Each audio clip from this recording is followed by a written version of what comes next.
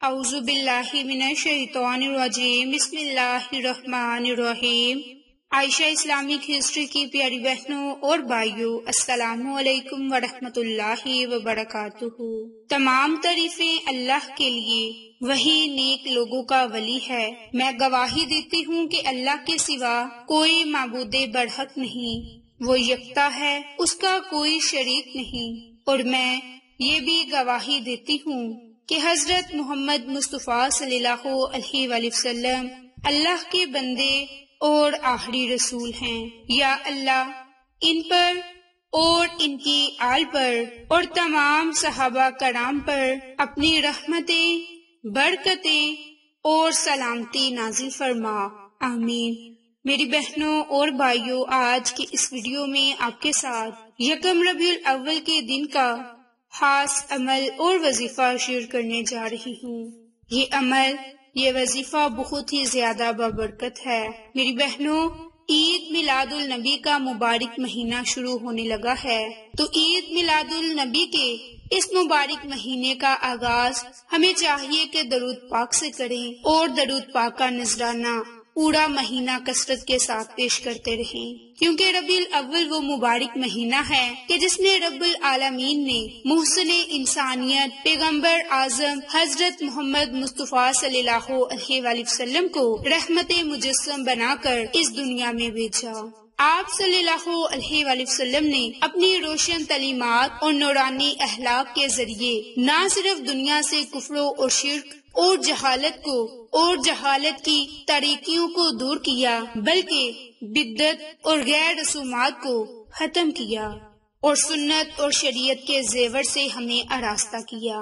میری بہنوں اور بھائیوں، اللہ رب العزت نے صاف لفظوں میں اعلان فرما دیا کہ دنیا اور آخرت کی کامیابی اللہ کے احکام کے پورا کرنے اور رحمت عالم حضرت محمد مصطفیٰ صلی اللہ علیہ وآلہ وسلم کے بتائے ہوئے طریقے پر چلنے میں ہے۔ جیسے سورۃ مؤمنون کی آیت میں ارشاد ہے کہ جو لوگ اللہ تعالیٰ کے حکم کی مخالفت کرتے ہیں، انہیں اس بات سے ڈرنا چاہیے کہ ان پر کوئی آفت آ جائے یا کوئی دردناک عذاب نازل ہو جائے۔ اسی طرح ایک اور موقع پر فرمایا کہ جو شخص نیک کام کرے، مرد ہو یا عورت، بشرط یہ کہ ایمان والا ہو، تو ہم اسے ضرور اچھی زندگی بسر کرائیں گے۔ یہ دنیا میں ہوگا اور آخرت میں ان کے اچھے کاموں کے بدلے میں ان کو اجر دیں گے۔ تو میری بہنوں، ان آیات پر اگر غور کریں اور دیکھیں کہ ہم اپنے اعمال اور اخلاق کے ذریعے اپنے آپ کو آفت اور مستحق عذاب بنا رہے ہیں، یا دنیا میں حیات طیبہ، راحت کی زندگی اور آخرت میں اجر و ثواب کے لائق بن رہے ہیں۔ میری بہنوں اور بھائیوں، حضور نبی کریم صلی اللہ علیہ وآلہ وسلم نے ارشاد فرمایا کہ یقیناً وہ شخص کامیاب ہو گیا کہ جس نے اپنے دل کو ایمان کے لیے خالص کر لیا اور اپنے دل کو کفر اور شرک سے پاک اور صاف کر لیا، اور جس نے اپنے دل کو کفر اور شرک سے پاک اور صاف کر لیا، اپنی زبان کو سچا رکھا، اپنے نفس کو مطمئن بنا لیا اور اس کی مرضیات پر چلنے سے اطمینانیت، اپنی طبیعت کو درست رکھا، اپنے کان کو حق سننے والا بنایا اور اپنی آنکھ کو ایمان کی نگاہ سے دیکھنے والا بنایا۔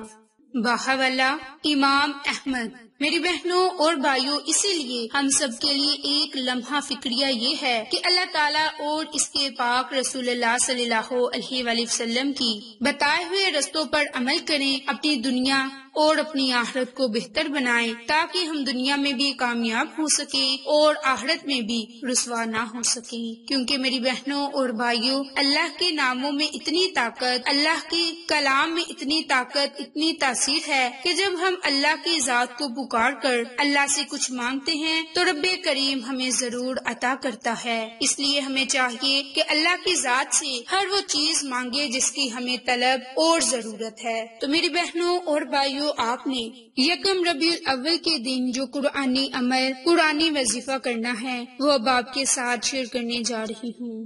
میری بہنوں اور بھائیوں، اللہ رب العزت کی شان یہ ہے کہ جب وہ کسی چیز کا ارادہ کرتا ہے تو اسے فرما دیتا ہے کہ ہو جا، تو وہ ہو جاتی ہے۔ لفظ اول ہے اور لفظ ہی آخر۔ رب کا لفظ کن ہے اور انسان کے لیے پہلا لفظ اقرا ہے۔ رب کا لفظ کائنات کے لیے اور زمان اور مکان کی ہر شے کے لیے تھا، اور اس کا ثمر فیکون ہے۔ اور انسان کا لفظ انسان کے لیے تھا، اس پر عمل نہ صرف انسان کا پہلا اور بنیادی فرض ہے، بلکہ یہ وہ الف ہے جو سارے اعمال، سارے نظریات کی بنیاد ہے۔ اقرا پہچان کا نام ہے، پڑھنے کے بعد ایمان کا نام ہے۔ ہم لفظ نہیں دیکھتے، معنی نہیں دیکھتے، اس کے اندر نہیں اترتے، ہم اس پر بغیر دیکھے ایمان لاتے ہیں۔ یہ ایک بیش قیمت جزدان میں لپیٹ کر اونچے مقام پر رکھ دیتے ہیں، آنکھیں بند کر کے اس کا طواف کرتے ہیں۔ اپنے ہاتھوں سے چھونا تو درکنار، اس بارے سوچنے کا بھی وقت مشکل سے نکالتے ہیں۔ اگر دل میں اتر جانا ہی اپنی لگن، اپنی توجہ کا سب سے بڑا رستہ ہوتا تو پھر کتاب کی کیا ضرورت تھی؟ کتاب اس لیے ہے کہ ہم بار بار پڑھیں، ہر بار نئے معنی تلاش کریں، پھر ہمیں اس میں نئے معنی اور بر وقت رہنمائی نصیب ہوتی ہے۔ لفظ کی حرمت یہ ہے کہ جو پڑھے اور یہ جانے کہ یہ وحی اسی کے لیے اسی وقت اس کے دل پر نازل ہوئی ہے۔ اللہ کے ہر حرف میں ایک جہان معنی آباد ہیں، جس کا ہماری سوچ احاطہ بھی نہیں کر سکتی۔ ہم صرف اپنی صلاحیت کے مطابق اس میں سے معنی اخذ کرتے ہیں۔ تو پھر انسان جو اللہ کے نور کا پرتو ہے، اس کے حرف کے اندر بھی کئی معنی پوشیدہ ہو سکتے ہیں۔ میری بہنوں، اب آپ کے ساتھ کن فیکون کی ترکیب درج کرنے جا رہی ہوں۔ جو بھی کرے باپرہیز کرے، یعنی کہ گوشت، انڈا، کچا لہسن، پیاز نہ کھائے، اور پڑھنے سے پہلے 7 مرتبہ آیت الکرسی اور چاروں کل کو پڑھ کر اپنے اوپر دم ضرور کریں، تاکہ آپ پڑھائی کے اثرات یعنی کہ اس کے بار سے، اس کے وزن سے بچ سکیں۔ کن فیکون کا وظیفہ ہر حاجت کے لیے کیا جاتا ہے۔ اگر آپ کے پاس نوکری نہیں، ویزے کا مسائل ہے، اولاد کا مسئلہ ہے، شادی کی بندش یا رکاوٹ، یا پسند کی شادی میں کوئی رکاوٹ ہے، کاروباری بندش، جادو سحر سے حفاظت کے لیے، غرض کے کسی بھی جائز مقصد کے لیے آپ یہ عمل، یہ وظیفہ کر سکتے ہیں۔ میری بہنوں، آپ نے بعد نماز عشاء 4 رکعت نماز نوافل ادا کرنے ہیں، اور آپ نے یہ نوافل 2 کی نیت سے ادا کرنے ہیں، اور اس کی پہلی رکعت میں سورت فاتحہ کے بعد 3 مرتبہ سورت اخلاص پڑھنی ہے۔ اس کے بعد آپ نے دوسری رکعت بھی اسی ترتیب سے پڑھنی ہے، اور دوسری 2 نوافل